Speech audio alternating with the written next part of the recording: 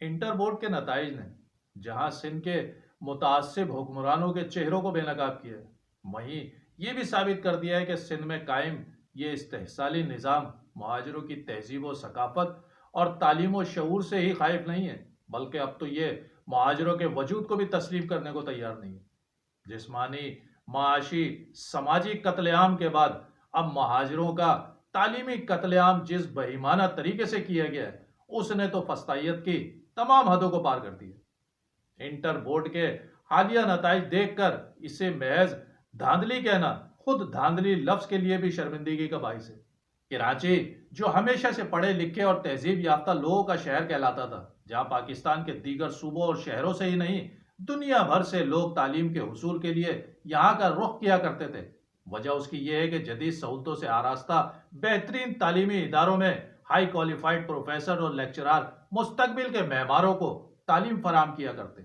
جبکہ اندرون سندھ کے جہاں بیڈ گورننس کی وجہ سے اساتذہ ہی نہیں اسکول کالج بھی گھوسٹ ہیں،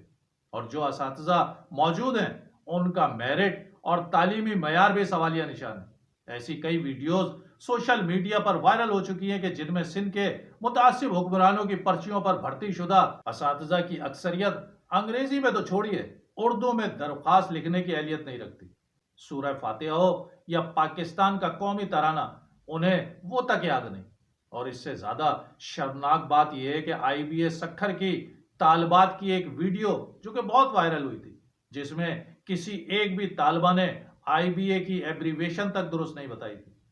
جہاں دھونس دھمکی اور جبر سے 60% کوٹا لینے کے باوجود قابلیت اور شعور کا یہ عالم ہو، وہاں دنیا کی آنکھوں میں دھول جھونک کر اندرون سندھ کے طلبہ کا رزلٹ 80% پاس دکھا کر اور کراچی کے 70% طلبہ کو فیل دکھا کر اگر یہ سمجھ رہے ہو کہ تم تعلیم یافتہ اور باشعور کہلاؤ گے اور کراچی کے نوجوانوں کو فیل کر کے ان کے مستقبل کو تاریک کر دو گے، تو یہ تمہاری غلط فہمی ہے،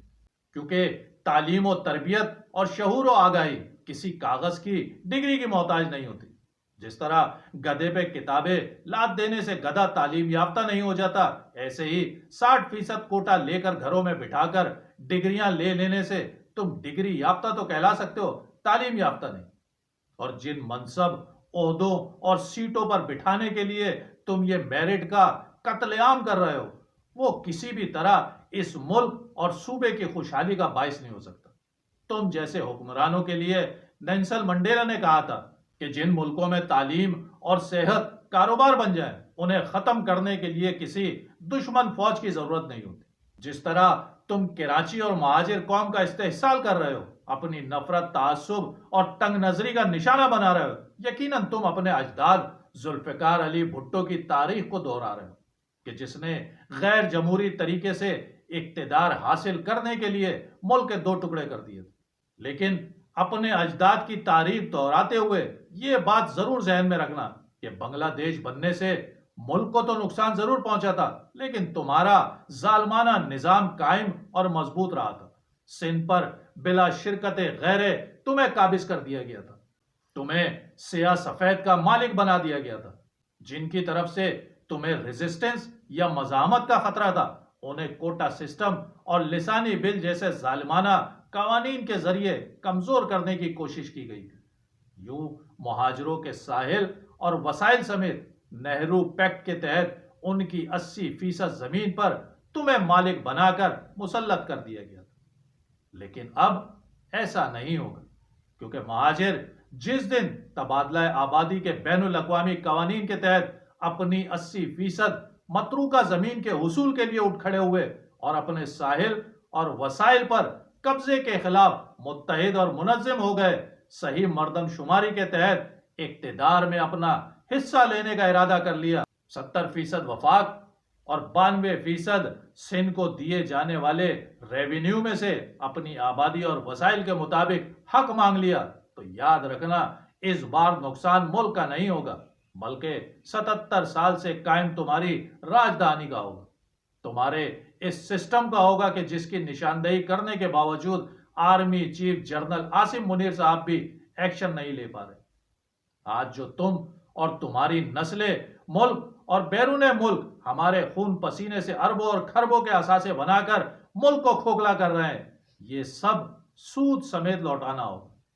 تم واپس 1947 کی پوزیشن پر لوٹ جاؤ گے کہ جب تمہارے آباء و اجداد گھوڑوں کی مالش کیا کرتے تھے۔ لہٰذا مہاجروں کو مجبور مت کرو،